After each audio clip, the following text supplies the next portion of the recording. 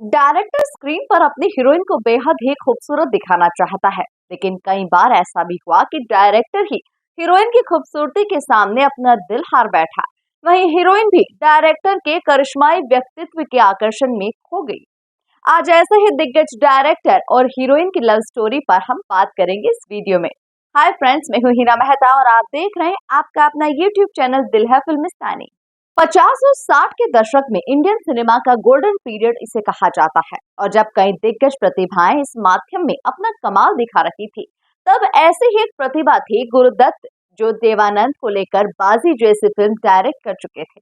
और देवानंद के ही साथ जब वो सीआईडी बना रहे थे, तब उन्हें फिल्म की हीरोइन की तलाश थी। और एक फंक्शन में उन्होंने वहीदा रहमान को देखा, जो तेलुगु फिल्मों की एक जानी मानी हीरोइन बन चुकी थी। गुरुदत्त ने उनका स्क्रीन टेस्ट लिया और वो स्क्रीन टेस्ट में सक्सेस हो गई, और इस तरह से वहीदा रहमान की हिंदी फिल्मों में पारी शुरू हो गई।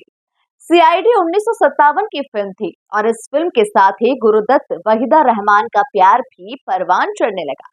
वहीदा रहमान भी शादीशुदा गुरुदत्त के करीब आती चली गई, और गुरुदत्त ने जब प्यासा फिल्म बनाने की प्लानिंग की, तो उन्होंने सबसे पहले इसका ऑफर दिलीप कुमार को दिया। लेकिन ट्रेजेडी किंग बन चुके दिलीप कुमार को डॉक्टर ने गंभीर भूमिका करने से मना कर रखा था। इस कारण दिलीप कुमार ने इस फिल्म को लेकर दिलचस्पी नहीं दिखाई। आखिर गुरुदत्त ने ये रोल खुद करने का निर्णय लिया। फिल्म की शूटिंग के दौरान ही गुरुदत्त और वहीदा रहमान के प्यार के चर्चे मैगजीन्स में छाने लगे थे। गुरुदत्त ने अपनी हीरोइन को बहुत खूबसूरत दिखाने में कोई कसर नहीं छोड़ी। रिलीज के बाद फिल्म में दोनों की केमिस्ट्री को दर्शकों ने बहुत पसंद किया। गुरुदत्त पहले से शादीशुदा थे और उनकी शादी लव मैरिज थी। मशहूर गायिका गीता रॉय से 3 साल चले अफेयर के बाद उन्होंने 1953 में शादी कर ली थी। गीता रॉय से उनकी मुलाकात बाजी फिल्म के दौरान गाने की रिकॉर्डिंग के वक्त हुई थी। शादी के बाद गीता रॉय की पहचान गीता दत्त के रूप में रही। वहीदा रहमान के साथ प्यार के चर्चे गीता दत्त को परेशान करने लगे थे, लेकिन गुरुदत्त पूरी तरह से वहीदा के प्रेम में थे। गुरुदत्त और वहीदा रहमान की जोड़ी ने हिंदी सिनेमा को कागज के फूल, चौधरी का चांद और साहब बीबी और गुलाम जैसी क्लासिक फिल्में दी। प्यासा को तो आज भी भारत की सर्वश्रेष्ठ फिल्मों में शामिल किया जाता है। वहीदा रहमान से गुरुदत्त के प्यार के चर्चे से परेशान गीता दत्त गुरुदत्त का घर छोड़कर उनकी मां के पास चली गई थी। फिर एक ऐसा वक्त आया जब गीता दत्त ने गुरुदत्त से पत्नी या प्रेमिका में से किसी एक को चुनने के लिए कहा, तो गुरुदत्त ने पत्नी को ही चुना, और उसी के साथ वहीदा रहमान से उनका रिश्ता वही खत्म हो गया। वहीदा रहमान से रिश्ता टूटने के बाद भी गुरुदत्त का रिश्ता गीता दत्त से सामान्य नहीं हुआ। दोनों के 3 बच्चे थे, लेकिन कहा जाता है कि गीता दत्त उन्हें कई बार अपने बच्चों से मिलने भी नहीं देती थी। इससे परेशान गुरुदत्त ने सिगरेट, शराब और नशे की गोलियों का सेवन करना शुरू कर दिया था। एक रात शराब के साथ नशे की गोलियों का ओवरडोज गुरुदत्त को हमेशा के लिए नींद में सुला गया, और 1964 में सिर्फ 39 साल की उम्र में गुरुदत्त इंडियन सिनेमा को कई क्लासिक फिल्में देकर चले गए। जिस रात उनकी मौत हुई, उससे पहले शाम को गुरुदत्त ने राइटर और डायरेक्टर अबरार अलवी के साथ अपनी आगामी फिल्म बहारें फिर भी आएंगी पर चर्चा की थी। गुरुदत्त के ही समकालीन एक और डायरेक्टर कमाल अमरोही भी अपनी हीरोइन मीना कुमारी को अपना दिल दे बैठे थे। 1939 में पुकार जैसी फिल्म का लेखन कर चुके कमाल अमरोही ने 1949 में महल फिल्म की स्क्रिप्ट लिखी और इसे डायरेक्ट भी किया।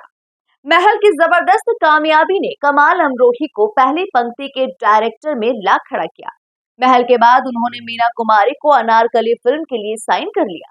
मीना कुमारी ने एक अंग्रेजी पत्रिका में कमल अमरोही का फोटो लेखक और निर्देशक के रूप में देखा था, और वो उनसे तभी से प्रभावित हो गई थी। अनारकली फिल्म के प्रोड्यूसर इसे सीमित बजट में बनाना चाहते थे, जबकि कमाल अमरोही इसे बड़े पैमाने पर बनाना चाहते थे। नतीजा ये हुआ कि फिल्म बीच में ही रोकना पड़ी, और इस दौरान मीना कुमारी का मुंबई से पुणे जाते वक्त रोड एक्सीडेंट हो गया। उन्हें पुणे के अस्पताल में भर्ती कराया गया। कमाल अमरोही उन्हें यहाँ पर देखने के लिए आए, और फिर वो सप्ताह भर में पुणे से मुंबई आने जाने लगे। उस वक्त मीना कुमारी 18 साल की थी और कमाल अमरोही 31 साल के थे।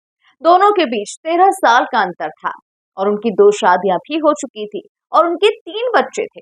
इसके बावजूद मीना कुमारी कमाल अमरोही की तरफ आकर्षित होती गई, और अस्पताल की छोटी सी मुलाकात से जब उनका मन नहीं भरा, तो दोनों ने खतों का आदान प्रदान शुरू कर दिया। मीना कुमारी के परिवार वाले नहीं चाहते थे कि मीना कुमारी इतनी जल्दी शादी करे, और वो भी ऐसे इंसान से जिसकी पहले से 2 शादियां हुई थी और 3 बच्चे थे। इसके बावजूद दोनों ने 14 फरवरी 1952 में चोरी छुपे शादी कर ली थी। मीना कुमारी को अपने परिवार के खातिर बचपन से ही फिल्मों में काम करना पड़ा। उनके पिता बेहद ही सख्त मिजाज के थे। चाइल्ड आर्टिस्ट के तौर पर फिल्मों में काम करने वाली बेबी मीना परिवार के प्यार के लिए काफी तरसती रही, और यही कारण था कि परिवार से चोरी छुपे उन्होंने कमाल अमरोही से शादी कर ली, लेकिन वे अपने पिता के घर पर ही रह रही थी। आखिर 1.5 साल के बाद अगस्त 1953 को मीना कुमारी अपने पिता का घर छोड़कर कमल के घर आ गई। मीना कुमारी अपने पिता के घर से सिर्फ उनकी साड़ियां ही लेकर आई थी। इस वक्त तक मीना कुमारी एक सुपरस्टार बन चुकी थी। 1952 में आई बेचू बावरा बेहद ही कामयाब फिल्म थी। वहीं कमल अमरोही ने 1953 में दायरा फिल्म बनाई, जो फ्लॉप हो गई। 1953 में कमाल अमरोही ने पाकीज़ा फिल्म की कल्पना की थी। इधर शादी के बाद कमाल का व्यवहार मीना कुमारी के प्रति पहले जैसा नहीं रहा था। मीडिया रिपोर्ट से लेकर कई तरह की बातें हैं, लेकिन इसके पीछे की जो वजह बताई जाती है वो है मीना कुमारी का कमाल अमरोही से ज्यादा प्रसिद्ध होना। मीना कुमारी लगातार बड़ी और सफल फिल्में कर रही थी। मीडिया रिपोर्ट्स के मुताबिक एक अवार्ड फंक्शन के दौरान जब कमाल अमरोही को मीना कुमारी के पति के रूप में संबोधित किया गया तो कमाल अमरोही को वो नागवार गुजरा। वहीं शादी के बाद कमाल ने मीना कुमारी पर कई तरह की बंदिशें भी लगा दी थी। तकरार बढ़ने लगी और नौबत मारपीट तक आ गई थी। कमाल अमरोही ने 1960 में दिल अपना और प्रीत पराई प्रोड्यूस की, जो एक बहुत ही कामयाब फिल्म थी। वहीं 1960 में मुगले आजम के डायलॉग लिखकर कमाल अमरोही ने एक बार फिर से अपनी कलम का लोहा मनवाया था, लेकिन पारिवारिक कलह के चलते मीना कुमारी 1961 में कमाल का घर छोड़कर चली गई, लेकिन उनकी शानदार फिल्मों की यात्रा जारी रही। अपना अकेलापन दूर करने के लिए उन्होंने शराब और नींद की गोलियों का सेवन करना शुरू कर दिया था, जिसके कारण उन्हें लिवर सिरोसिस हो गया। इधर कमाल अमरोही ने एक बार फिर से उनकी फिल्म पाकीज़ा पर काम करना शुरू कर दिया और लीड एक्टर के रूप में राजकुमार को लिया।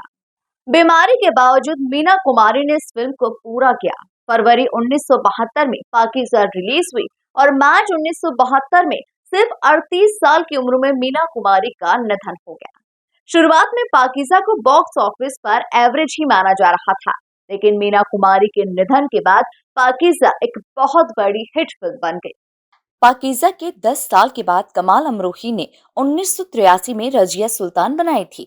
ट्रेजेडी क्वीन के रूप में मशहूर हुई मीना कुमारी ने करीब 90 फिल्मों में काम किया। तो फ्रेंड्स, आज का ये वीडियो आपको कैसा लगा हमें कमेंट बॉक्स में जरूर बताइए। तो फ्रेंड्स, आज के इस वीडियो में फिलहाल इतना है। डायरेक्टर और हीरोइन के बीच की प्रेम कहानी पार्ट 2 हम जल्द ही आपके सामने लाएंगे। आपने अभी तक अगर हमारे चैनल को सब्सक्राइब नहीं किया है तो प्लीज जल्द ही कर लीजिए, और साथ ही इस वीडियो को लाइक और शेयर करना बिल्कुल न भूलें।